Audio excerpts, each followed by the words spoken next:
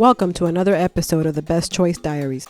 This is Antonio Feliz and Maidelis Lara with Best Choice Real Estate. Today we're going to talk about realtors, what it's like to be a realtor and what it's like working with realtors. We are not holding back. We've had good experiences and we've had bad experiences. One of the biggest misconceptions is that people think that being a realtor is easy, but little do they know everything that we have to go through being an agent. Absolutely. There's a lot of challenges that we have to overcome as we make our way in the real estate world. Real estate, it's a fascinating career. It can be very, very rewarding financially and emotionally. It's amazing when you help somebody, when you help a family find their dream home. You see the happiness in the family, their kids, and you feel good about that. You feel wow, I helped them find their home. That's a feeling that is priceless. Also, financially, you can make as much money as you like if you are dedicated, if you are disciplined, and have the energy, the goals to make that happen. I think that one of the biggest challenges in real estate is working with one another. And I'm specifically talking about working with real estate agents.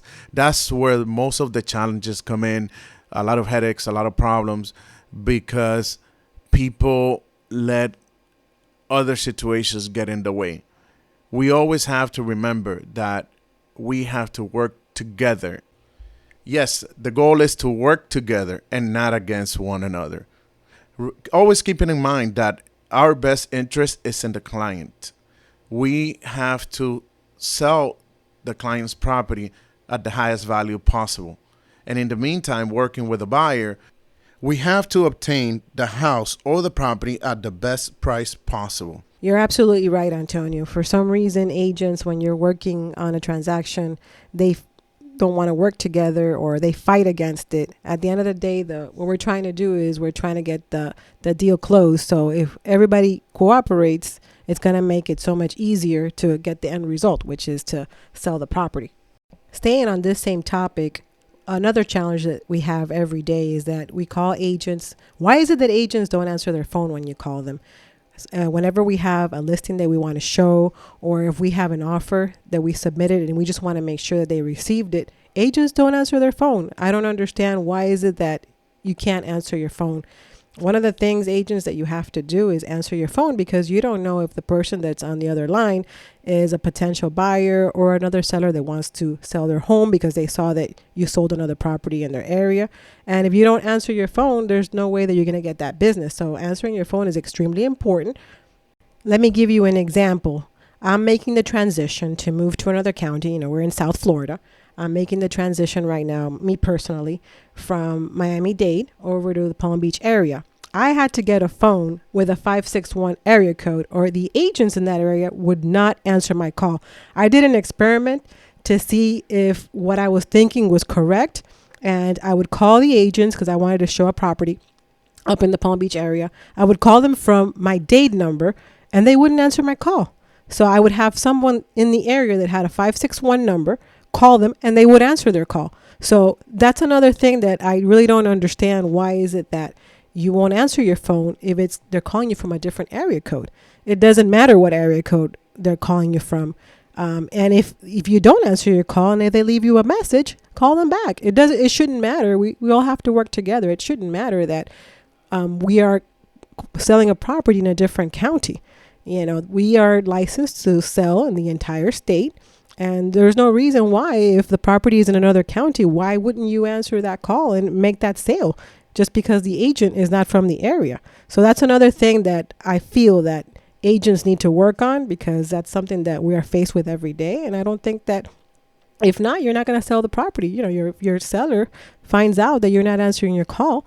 They're going to be very upset, and you're not going to be able to sell that house. Absolutely. I completely understand your pain. I've gone through it, and still we go through it.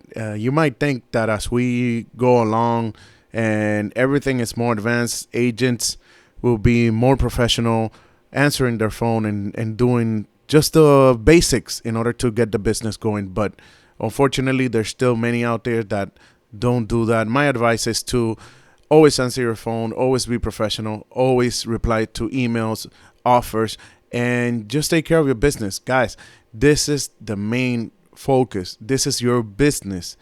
Treat it like a job, treat it like your own business, and you're going to see how successful you can be.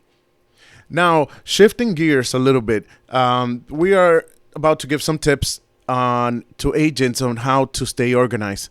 There's many tools out there that we can use to stay organized, to keep contact with our clients and with our sphere of influence.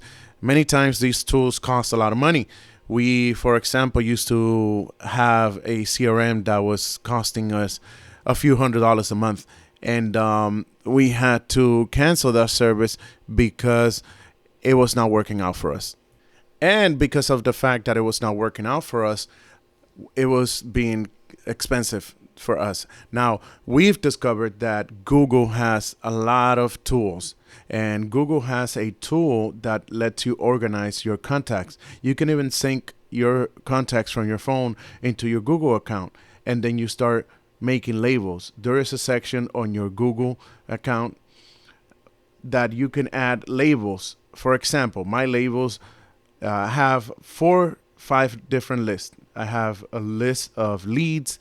I have a list for, it's called 30 days or less. That means that those are leads that I'm working with that are to get into a transaction within the next 30 days. They're actively looking, and I'm going to get them on the contract within the next few weeks. Then I have another list. It's called the B list, and these are leads that are kind of like looking at the market, hovering around, and haven't made the decision, their firm decision yet. I label this list the B list, and then 1 through 3 months.